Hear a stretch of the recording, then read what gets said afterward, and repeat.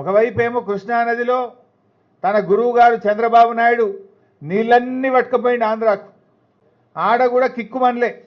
మీరు గమనించండి, మొన్న ఎప్పుడో చంద్రబాబు నాయుడు గారు నేను నీళ్ళు తీసుకుపోతా, గోదావరి నీళ్ళు బరాబర్ తీసుకుపోతా, మీరెవరు అడ్డుకోవడానికని మాట్లాడిండు. కనీసం రేవంత్ రెడ్డి అన్న మాట్లాడిండా? నీళ్ల మంత్రి ఉత్తమ్ కుమార్ రెడ్డి నోరిప్పిండా? ఎందుకంటే ఉత్తమ్ కుమార్ రెడ్డి పద్మావతి గారు విజయవాడకు పోయి చేపల పులుసు తినొచ్చారు చంద్రబాబు నాయుడు దగ్గర.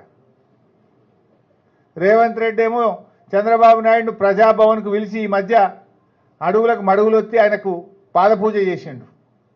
అందువల్ల మీకు అడిగే ధైర్యం లేదు, ప్రశ్నించే దమ్ము లేదు నీకు.